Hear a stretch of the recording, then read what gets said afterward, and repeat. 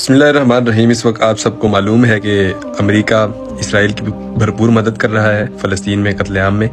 لیکن آپ کو شاید یہ نہیں معلوم کہ پورا امریکہ نہیں بلکہ امریکہ کی دو مین ریاستیں نارتھ کیرولائنا اور فلوریڈا، یہ دو ریاستیں ہیں جس نے بڑھ چڑھ کر حصہ لیا ہے، اور صرف یہی دو ریاستیں ہیں جو کہ پورے امریکہ کو کنٹرول کرتی ہیں اس پورے مسئلے کے پیچھے، جس کا ہاتھ ان دو ریاستوں کا ہے۔ اب انہی دو ریاستوں پر اللہ کا عذاب آ چکا ہے۔ میں ویڈیو بھی چلا دیتا ہوں آپ کے سامنے، اور مین پوائنٹ پر آنے سے پہلے میں آپ کو یہ بھی بتاتا چلوں کہ نارتھ کیرولائنا جو ہے وہ اسرائیل کو جہاز سے لے کے میزائلوں تک کی فراہمی کر رہی تھی، اور جو فلوریڈا ہے جس میں زیادہ تر یہودی آباد ہیں،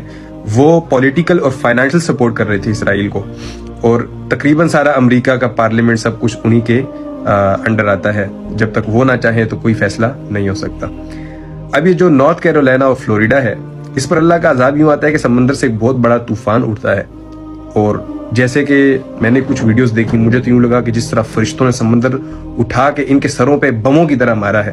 اور تقریباً 1 کروڑ کی آبادی نارتھ کیرولائنا میں تھی، جس میں سے 80 لاکھ لوگ بغیر کسی بم کے، بغیر کسی میزائل مارے 80 لاکھ لوگ بے گھر ہو گئے ہیں۔ اور چونکہ یہ لوگ فائنانشل سپورٹ کر رہے تھے اسرائیل کو، تو ان کی خود فائنانشل سٹیٹس اس قدر گر چکی ہے کہ نارتھ کیرولائنا کو $34 بلین ری بلڈ میں لگیں گے، اور فلوریڈا کو تقریباً ایک اندازے کے مطابق $200 بلین ری بلڈ میں لگیں گے۔ نارتھ کیرولائنا کو 5 سال لگ رہے ہیں ری بلڈ ہونے میں، اور فلوریڈا کو تو اب چونکہ وہاں پر تباہی ابھی بھی جاری ہے، تو اس کا اندازہ ہمیں بعد میں پتہ چلے گا کہ وہ کتنے عرصے میں ری بلڈ ہوگی۔ تو اس وقت چونکہ امریکہ فائنانشل سپورٹ اسرائیل کو کر رہی تھی، تو یہ فائنانشل سٹیٹ ان کی گر چکی ہے، اب یہ خود روڈ پر آگے ہیں۔ تو یہی وقت ہے مسلمانوں کے لیے کہ اسرائیل پر دھاوا بول لیں۔ جو اسرائیل کا جو ناجائز باپ تھا وہ اب خود خطرے میں پڑ چکا ہے۔ تو اس وقت اگر اسرائیل کو گلے سے دبوچا جائے تو میرے حساب سے سب سے بہترین وقت ہے،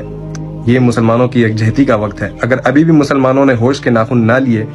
تو یقین جانے کہ جیسا عذاب ان پر آیا ہے، ایسا ہی عذاب پھر ہمارے لیے بھی منتظر ہوگا۔